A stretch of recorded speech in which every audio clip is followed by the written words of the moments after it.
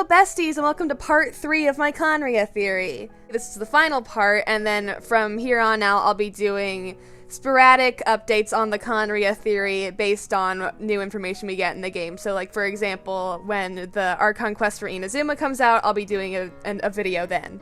So in this series we're trying to determine what events took place in Khaenri'ah, who was there and caused the events or participated in them, and what it means for the future of Genshin Impact as a whole. Every theory in here, although based on solid canon evidence, is tied to my own personal speculation, so because of that, the theories are subject to change or be confirmed at any moment. All evidence is from the game, the webcomic, or the official wiki, all of which are linked down below. A decent amount of background knowledge on Genshin Impact's game and character lore is recommended, and finally, spoilers for pretty much everything ahead. So this final video is going to be little theories or analyses that don't really fit into any of the other sections I did in the previous 2 videos. And then at the end of this video, I'm going to be tying it all together and giving you my final future prediction based on what we have now, which could change, but my future prediction based on what we have now about what Khaenri'ah is going to be like at the end of the game. But first let's get started with the small miscellaneous theories and analyses.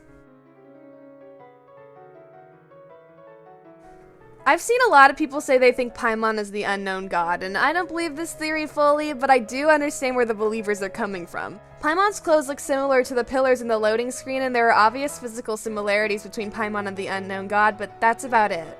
If Paimon really was the unknown god that separated you and your sibling and was maybe responsible for the fall of Khaenri'ah and is a celestial god, why wouldn't she just kill you already? Paimon is known to be a terrible liar. She's never really discreet about anything, and she kinda just says whatever's on her mind. So I believe her when she acts like she doesn't know anything about Khaenri'ah. But it's also suspicious that no one in Teyvat seems to know what species she even is. And this mascot, what's the deal with it? What an exotic creature! Is it edible? That little one beside you. It's too early to fully tell if Paimon is the unknown god or not, but right now I'm not fully convinced, but who knows, maybe we'll get more information in the future. I just find it weird that your sibling goes off with Dainsleif, who is so obviously connected to Khaenri'ah and the Abyss Order, and then we go off with Paimon, who is not connected to any of that supposedly, but wouldn't it be so fitting if she was, by being the unknown god, a celestial god probably? It's just weird, but I'm not fully convinced yet. Celestia appears to have 8 land masses around the center. Now this is a very subjective theory, so if it doesn't resonate with you, I totally get that, you can skip this section. The magic number in Teyvat is 7, not 8. There's 7 archons, 7 elements, and 7 nations, so why does it look like there's 8 land masses floating around Celestia's central spire?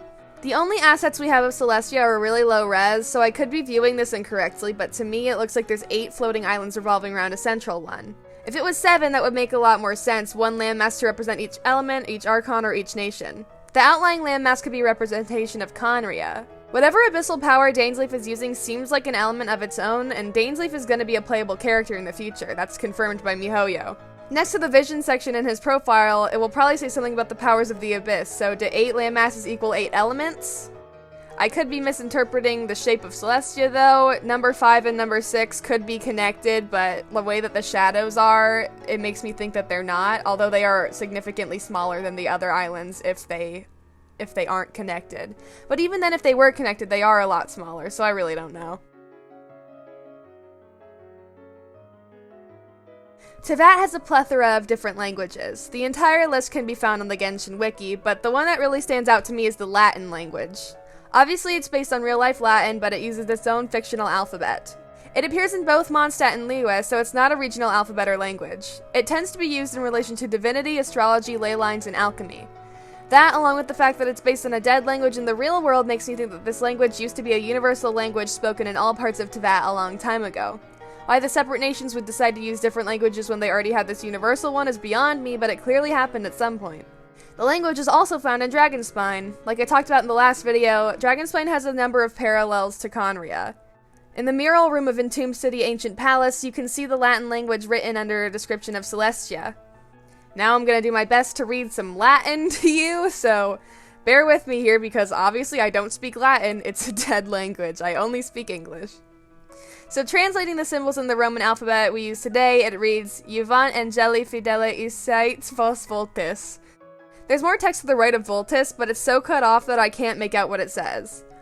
All of the words except for Iscite are real Latin words. Translated literally, it reads, "Depleting angels faithful, you all wish." The literal translation is confusing and broken, and even though I don't understand Latin grammar because why in the world would I need to, I'm gonna try to make sense of it anyway. The first half is easier to analyze than the other half. Depleting angels faithful can be taken literally or figuratively depending on how you want to look at it. Literally, it could be Celestia complaining about its lack of immortals thanks to the Archon War, or figuratively, it could be Celestia complaining about a lack of followers thanks to civilizations like Khaenri'ah and Salvin Dagnir. Keep in mind, this text is found in the remains of Salvin Dagnir. Either way, Celestia is upset by something seemingly out of their control. You all wish is next to impossible to analyze without figuring out what the word before it means, but I find it interesting that it addresses the reader directly. Religious scripts in the real world tend to do that too, I feel like, and this is clearly related to the fictional religion of Teyvat because of the depiction of Celestia. The fact that there's distinct religious text here is bizarre, but not unheard of considering its story. Speaking of religion, I have a lot to say about Khaenri'ah and its relation to religion. This might turn into a real section at some point in the future. I have a lot to say about this specific topic even though I haven't fully convinced myself that it's true. This section's validity is highly questionable at the moment, but I feel the need to share regardless. Looking at the descriptions and voice lines of the enemies of the Abyss Order, there's a theme of religion. In the description of Abyss Herald Wicked Torrents, it says they obliterate heretics and bring preordained damnation upon the foolish masses. Heretics and damnation both have strong religious connotations.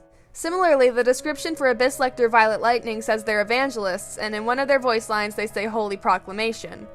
Again, both of those phrases have religious connotations. I find it strange that some of the Abyss Order's strongest fighters have such religious themes in them. The Abyss Order is a remnant of Khaenri'ah, and Khaenri'ah was famously secular. It just doesn't make a lot of sense for things that can be traced back to Khaenri'ah to be so tied to religion. So that makes me question if Khaenri'ah was actually a godless nation like we've been told by Dainsleif. It wouldn't surprise me if he lied about that too, to be honest, because he has a reputation for lying in and out of my own speculation.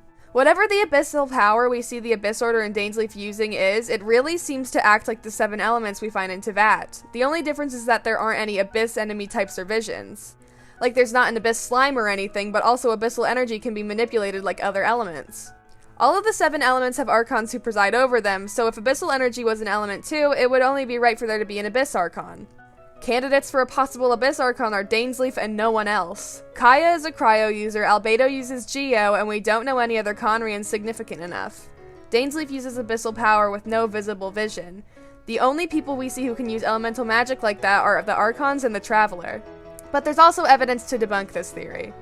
My entire theory on what happened during the Cataclysm is based around Celestia being upset by the existence of a godless nation, and it wouldn't be godless if there was an Abyss Archon. The only way that would make sense with my main theory is if whoever the supposed Abyss Archon was decided to step down and not name a replacement. Then Khaenri'ah would become a godless nation, but it wouldn't have always been like that like it's been implied so far.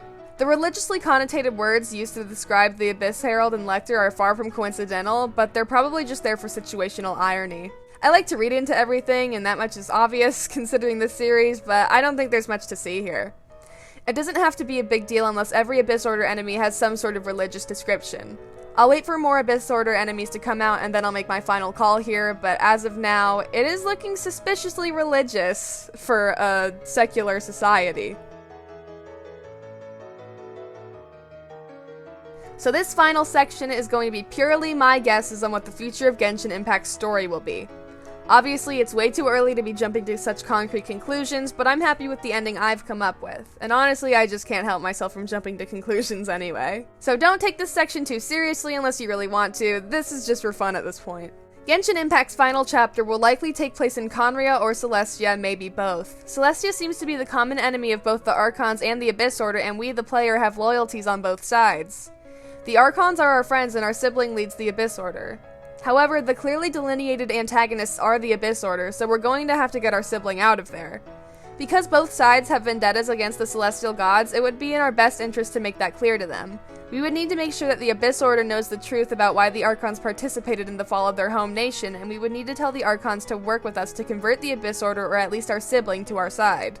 Albedo is already likely safe to trust. He has little to no remaining connections to Khaenri'ah and no known relations to the Abyss Order. But Albedo does have knowledge of the layout and history of Khaenri'ah and usage of Chemia, so he would be a valuable asset. Khaenri'ah would take some convincing, but it wouldn't be impossible.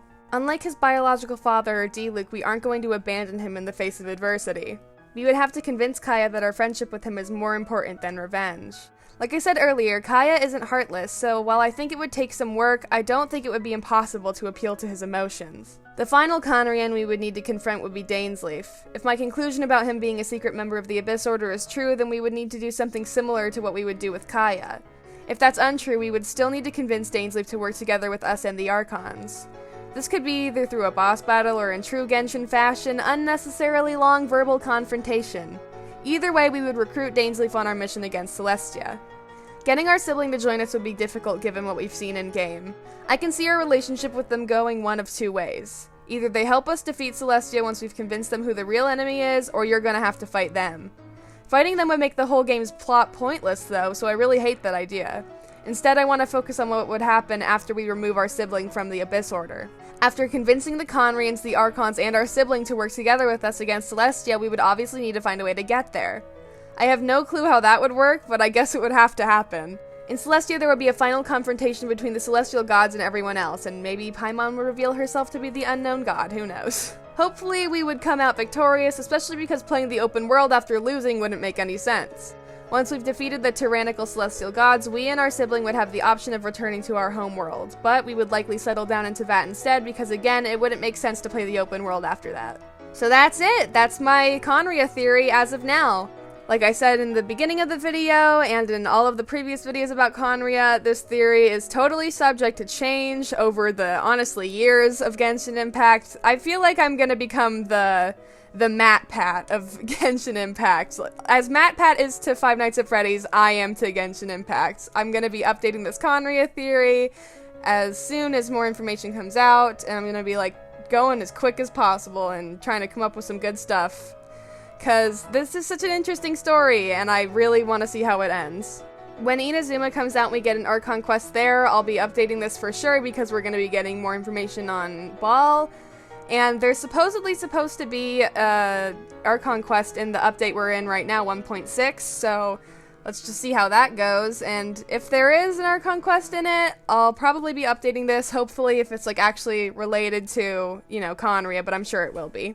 But anyway, thank you so much for watching this, besties. Thank you for watching the series, because I assume you've watched the previous two videos before watching this one. And I'll see you in the next update of this Khaenri'ah theory.